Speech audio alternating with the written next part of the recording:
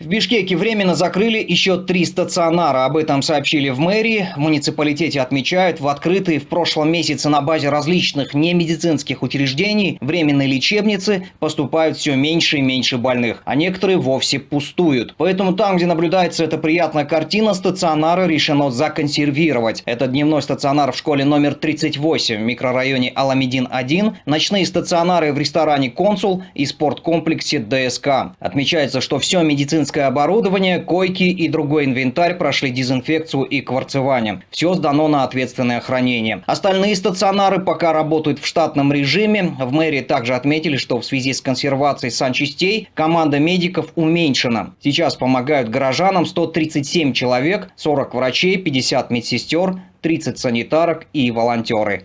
Выздоровевших почти вдвое больше, чем новых заболевших. Тенденция спада заболеваемости коронавирусной инфекцией в нашей стране не может не радовать. По данным, озвученным сегодня на брифинге Айнуры Ахматовой, за последние сутки с выздоровлением выписались из больниц 535 кыргызстанцев. А число новых случаев заболевания зарегистрировано 278. Из них у 57 человек диагноз подтвердился лабораторно, у остальных клинико-эпидемиологически. Судя по статистике, за последние дни коронавирус, кажется, отступает, и сегодня хотелось услышать от Айнуры Ахматовой, что за сутки не умер ни один кыргызстанец. Но, к большому сожалению, все еще фиксируется смертельный случай среди больных. Однако тенденция по летальности, кажется, также идет на спад.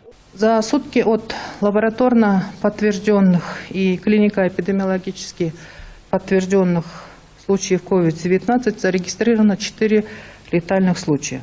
Из них в городе Бишкек 3 случая и в Баткенской области 1 случай.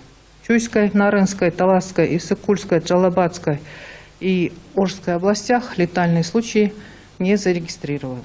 Таким образом, общее число умерших от коронавируса в Кыргызстане на сегодня составило 1478 человек. Минздрав, кстати, намерен еще раз пересмотреть статистику летальных исходов за все время пандемии. В ведомстве говорят, от Всемирной организации здравоохранения поступили обновленные рекомендации по вычислению показателей. Теперь, чтобы правильно их рассчитать, отмечается, что будут учитывать 2 серьезных ограничения. Первое. В начале эпидемии число зараженных быстро растет, а число умерших будет отставать на 7-10 дней от этого роста. В этой связи летальность будет казаться меньше, чем она есть на самом деле. И второе ограничение: в статистику зафиксированных случаев COVID-19 попадают прежде всего тяжелые случаи, когда человек вынужден обратиться за медицинской помощью. А это действует противоположно, общее число зараженных от этого оказывается заниженным, а смертельность завышенной. Пересмотренную статистику Минздрав обещает предоставить в ближайшие дни.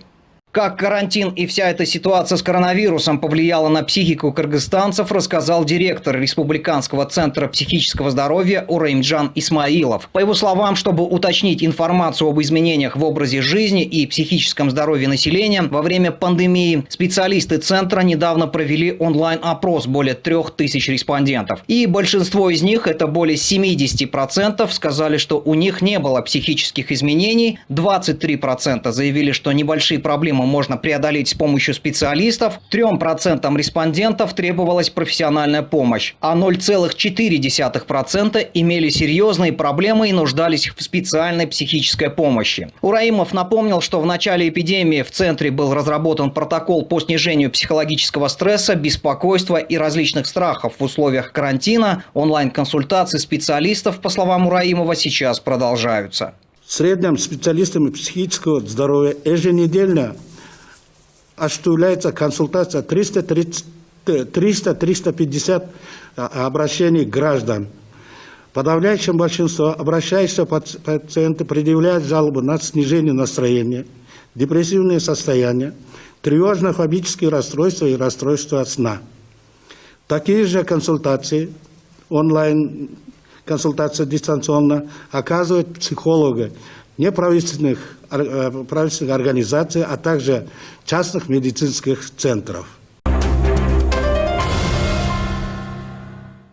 Задержанного в Бишкеке журналиста из Узбекистана Бобомурада Абдуллаева заключили под стражу в СИЗО ГКНБ до 8 сентября. Такую меру пресечения накануне выбрал Первомайский суд столицы. Адвокат журналиста в Бишкеке намерен обжаловать решение райсуда. Напомним, ранее ташкентский адвокат Абдуллаева сообщил, что после задержания в Бишкеке его подзащитного сделал запрос в правоохранительные органы Узбекистана, где ему ответили, что в отношении Абдуллаева новое дело не заводилось. Сам журналист накануне перед входом в здание Первомайского суда рассказал, что в Кыргызстане его задержали по запросу Узбекистана. В документе, по его словам, говорится, что в Ташкенте его заочно обвинили и объявили в розыск за публикацию материалов под псевдонимом. Отметим, Бобомурод Абдуллаев 2 года назад был осужден у себя на родине за посягательство на конституционный строй страны. Был приговорен к принудительным работам. Отбыв наказание, он уехал в Германию, а в феврале этого года по приглашению Американского университета в Центральной Азии прилетел в Бишкек для 4-месячного обучения, по окончании которого не смог улететь обратно из-за пандемии.